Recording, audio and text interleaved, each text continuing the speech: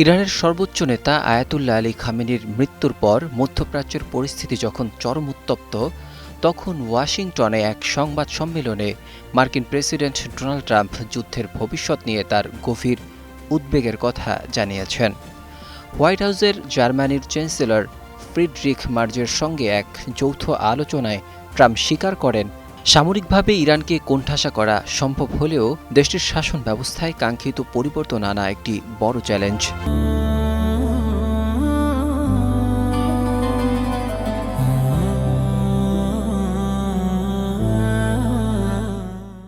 President ট্রাম্পের মতে এই যুদ্ধের সবচেয়ে বড় ভয়ের দিক হল বর্তমান শাসনের পতনের পর যদি এমন কেউ ক্ষমতায় আসে যে আগের ব্যক্তির মতোই খারাপ, তবে রক্তক্ষয় বৃথা যাবে।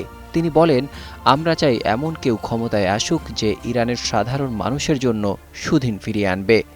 কিন্তু 5 বছর পর যদি দেখা যায় পরিস্থিতির কোনো উন্নতি হয়নি, তবে সেটি হবে সবচেয়ে বড় ব্যর্থতা। তিনি ইরানি জনগণকে এখনই গণবিক্ষোভে না নামার পরামর্শ দিয়ে বলেন, পরিস্থিতি এখনও অত্যন্ত বিপজ্জনক। এই যুদ্ধকে কেন্দ্র করে পশ্চিমা মিত্রদের মধ্যে বিভেদ স্পষ্ট উঠে এসেছে। মার্কিন হামলায় নিজেদের ঘাঁটি ব্যবহার করতে না দেয়ায় স্পেনের ওপর চরম ক্ষোভ জানান ট্রাম্প। তিনি স্পেনকে ভয়ঙ্কর আখ্যা দিয়ে দেশটির সঙ্গে সমস্ত ব্যবসা বাণিজ্য বন্ধ করে দেওয়ার হুমকি দিয়েছেন। ট্রাম্পের দাবি, ন্যাটোর প্রতিরক্ষা বাজেট বৃদ্ধিতেও স্পেনের ভূমিকা সন্তোষজনক নয়। অন্যদিকে স্পেন সরকার জানিয়েছে তারা তাদের সার্বভৌমত্ব এবং আন্তর্জাতিক আইন মেনেই সিদ্ধান্ত নিচ্ছে। এমনকি ব্রিটেনের প্রধানমন্ত্রী কিয়ার স্টারমারের ধীরগতির সিদ্ধান্ত নিয়েও অসন্তোষ প্রকাশ করেন ট্রাম্প। যুদ্ধের পর প্রথম ইউরোপীয় নেতা হিসেবে ট্রাম্পের সঙ্গে দেখা করেন জার্মান চ্যান্সেলর ফ্রিডরিখ মার্জ।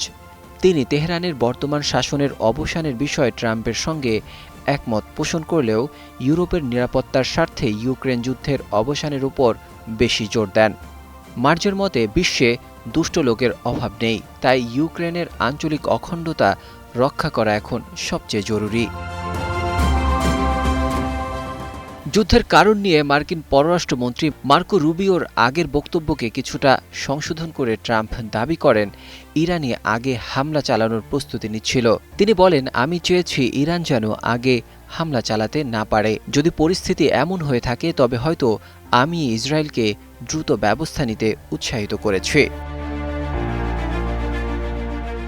একদিকে সামরিক শ্রেষ্ঠত্বের আস্ফলন, অন্যদিকে মিত্রদের সঙ্গে কূটনৈতিক বিবাদ আর সাধারণ মানুষের নিরাপত্তার অনিশ্চয়তা, সব মিলিয়ে ইরানকে কেন্দ্র করে এক জটিল ও সংঘাতময় পরিস্থিতির মধ্য দিয়ে যাচ্ছে পুরো বিশ্ব। Desk report, 21 television.